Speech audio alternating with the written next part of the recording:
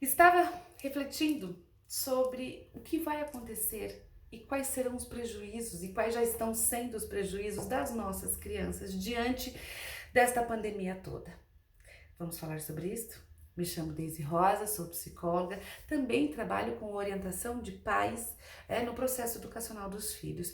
E aí, olhando para essas nossas crianças, eu vejo quanto nós talvez demoraremos muito tempo para tentar reverter tudo o que está acontecendo, né? Teremos sim questões físicas, nós estamos tendo perdas muito grandes familiares, questões do financeiro de muitas famílias que estão sendo muito modificados e né, um abalo estruturado social para isso, que vai demorar para a gente repor, mas a gente precisa também olhar para as nossas crianças. Nós estamos aí há mais de 110, 120 dias em que essas crianças estão em casa, que essas crianças estão sem ver os amigos, essas crianças estão sem relações sociais. Sim, e aí é um tema até para um outro vídeo, o quanto elas perderão questões neurológicas, né, por não estar sendo tão estimuladas como estariam na escola e assim por diante. Isso também me preocupa, por isso a gente não pode parar de estimular uma criança. Eu não tenho tempo de ficar sentado com ela. Estimular em vários momentos, no banho, na comida, na hora de fazer um almoço, de colocar um prato na mesa, vamos contar quanto tem aqui, quanto não tem ali, enfim, a gente não pode parar de estimular. Mas a questão emocional e habilidades sociais também é algo que me preocupa demais. Muitas crianças que têm irmãos, estas sim, estão conseguindo manter uma boa relação de mundo mágico, né? De criar brincadeiras, de imaginar coisas e outra criança corresponder junto com ela, de entrar no mundo infantil realmente. Mas e aqueles que não têm irmãos? Estes me preocupam muito, por quê? Porque são crianças todas rodeadas de adultos e a gente sabe que nós, enquanto adultos, a gente acaba muitas vezes fazendo as coisas pelas crianças, dando o que ela pede, fazendo um chamego a mais, né? Um mimo aqui, um mimo ali, afinal de contas, tadinha, tá tantos dias em casa, né? Não tem muito com que brincar, enfim. São várias as questões que me preocupam nessas crianças, por quê? Primeiro, porque a gente às vezes acaba fazendo mais do que deveria. Nós adultos não vamos, com aquela criança que a gente ama, brigar de frente a frente para algumas coisas que uma outra criança faria. Que lá no colégio ela ia pegar o brinquedo e o outro ia falar assim: é meu, eu quero, e a sua criança ia ter que aprender a se virar nessa situação. Dentro de casa com a gente, quando ela fala eu quero, é meu, ela já começa um chororô chato, enfim, a gente muitas vezes o adulto faz o quê? Tá, pega isto. E ela não aprende a fazer esse movimento de dialogar, de querer justificar por que o brinquedo é meu, porque eu peguei primeiro, você pegou depois, porque eu sou mais velho, porque eu sou isso. Independente de qual for o argumento, ela não está treinando essa habilidade do argumento. Isso também é ruim. Além do que, né, muitas vezes nós adultos acabamos não frustrando as nossas crianças. E quando eu falo de frustração, eu quero deixar muito claro aqui que não é nada horrível, nada macabro, nada pesadérrimo. Não, não é isto. Mas as nossas crianças precisam ter alguns nãos. Elas precisam entender em vários momentos, para conseguir entender um pouquinho, que não pode ser na hora que ela quer, que nem tudo é do jeito que ela espera, que as coisas não são como ela escolheu, decidiu ou na hora que ela quer. E por que a gente precisa ensinar isso em pequenas doses homeopáticas dentro da nossa casa com a nossa proteção? Porque o mundo lá fora vai falar isso para ela. Não é seu. Não vai ser do jeito que você quer.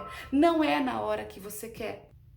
Não é como ela quer. Então, a gente precisa também trabalhar isso. Porque eu tenho muito uma preocupação lá na frente. Quando eles se tornam adultos, adolescentes, né? Essa fase da adolescência, que é uma fase que eles têm que se redescobrir aí. Como é que vai ser quando aquele namoradinho falar assim, não, eu não quero você? Quando aquela melhor amiga vai falar assim, não, agora eu vou passar o recreio com a outra amiga. Como é que o seu filho vai lidar com isso? Como é que ele vai lidar com essas frustrações do dia a dia que começam na adolescência, que começam na infância, na verdade, mas na adolescência eles fazem um auê muito grande e se eles não sabem, desde pequenininhos, a lidar com doses de frustração, de entender que nem tudo é como eles querem, eles vão achar aquilo super esquisito. Como assim eu não vou ganhar o valor que eu quero de salário? Como assim eu não fui recrutado nessa empresa, mas justo eu que tenho tudo? Como assim essa namorada não me quer, esse namorado não me quer? Não tô entendendo tudo isso. E aí eles vão cair numa depressão enorme e eu me preocupo muito porque essa depressão enorme vem um processo de impulsividade que é do adolescente. E aí muitos pensam no quê? Eu não dou conta de lidar com isso, quero morrer e pensam em suicídio. E muitos impulsivamente podem vir a cometer o suicídio, porque os números estão mostrando o quanto isso está entre o grupo de adolescentes cada vez mais assustador.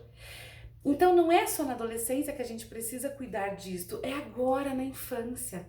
Só que de repente veio essa pandemia e essas crianças estão em casa e elas acabam não tendo contato com outras crianças que fazem esse enfrentamento, que não estão nem aí se ela vai ficar chateada, se não vai, enfim.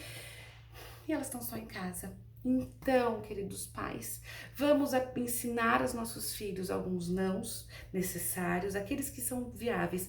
Nós somos de uma geração em que a gente entende que o trauma é algo muito difícil. Não, eu não quero deixar grandes traumas horrorosos. Entendam que aqui quando eu falo que dar o limite é um não educativo. É muito parecido com dar vacina. Você não vai dar vacina pro seu filho porque ele não quer, tá certo? Não, a gente dá porque a gente sabe que dói, a gente sabe que vai doer, às vezes vão ficar com febre depois, vão ficar chateados, mas é óbvio que a gente faz isso por um ato de amor. Quando eu falo de limites, quando eu falo de frustraçõezinhas básicas, quando eu falo de nãos necessários, eu estou falando do dar vacina. É um ato de amor mesmo que doa. Então, fazer isto, às vezes é mais fácil. A gente cai na preguiça, né? Ai, deixa eu pegar. Ai, faz, deixa lá, vai, deixa que faça. Mas a gente tem que cuidar, porque a preguiça de hoje vai me dar um problemão amanhã. Cuidem com as nossas preguiças, vamos olhar para elas, não é? Educar dá muito trabalho mesmo, nós estamos cansados, nós estamos angustiados, nós estamos tendo que trabalhar em casa com criança, com isso, com aquilo, tá tudo muito difícil. Mas a gente precisa cuidar disto. Cuidar das habilidades é, inclusive, também faça mensagens online para os amigos que os seus filhos gostam. Lembre eles o nome dos amiguinhos da escola, né? Se não está tendo esse contato diário. Aqueles outros amiguinhos que não eram da escola, mas que vocês encontravam de vez em quando. Ensine ele a falar oi, tudo bem, mesmo que seja via computador, para a gente não perder isso nessas crianças. Me preocupa muito quando retornar às escolas, essas habilidades sociais, o quanto essas crianças vão ter dificuldade de fazer o simples movimento de dar oi para alguém, de conversar com alguém, de falar alguma coisa, porque muitos estão há mais de 100 dias sem contato com nenhuma criança. Não sabemos o que será do amanhã, né? Não esperávamos tudo isso, né? Não sei se as aulas vão retornar, eu acho que vai ser bem difícil, pelo menos por um tempo, até essas vacinas aparecerem, mas que a gente possa. E que a gente possa continuar nesse ato de amor com os nossos filhos, mas sempre lembrando que eles têm um mundão pela fora e que tudo isso vai passar. E que a gente tente fazer com que passe da maneira mais leve possível para eles. Falar não, às vezes, dá um trabalhinho, né? Porque eles ficam bicudos, chatos, enfim. Mas quando a gente entende que é um ato de amor. Vejam, quando eu falo não de ato de amor, não é aquele não quando eu tô estressada, porque eu tô com um problema no meu trabalho, porque eu tô com alguma coisa assim, e aí acabo jogando tudo pra criança. Não é isto. É um ato de amor de saber que aquilo eu não vou dar nessa hora, porque ele não pode fazer isso nesse momento, porque não está certo. E ele vai ter que aprender a lidar com essa dorzinha deste não. Um não educativo. Vamos tentar olhar para isto, para que seja realmente o bem para os nossos filhos. Última coisa, eu prometo. Muitas crianças estão conversando e imaginando seus amiguinhos do colégio. Tá tudo bem, desde que isso não ultrapasse muito algo natural, mas elas estão fazendo esse movimento para conseguir ficar, pelo menos, não se sentindo tão sozinhas, né? Que Deus nos ilumine e que ilumine todas essas nossas crianças para que elas consigam, e eu acredito que elas consigam se adaptar e se readaptar depois de uma maneira mais leve possível a tantos estragos emocionais, financeiros, afetivos, que tudo isso que está acontecendo está causando em tantas famílias. Boa sorte aí para todos nós.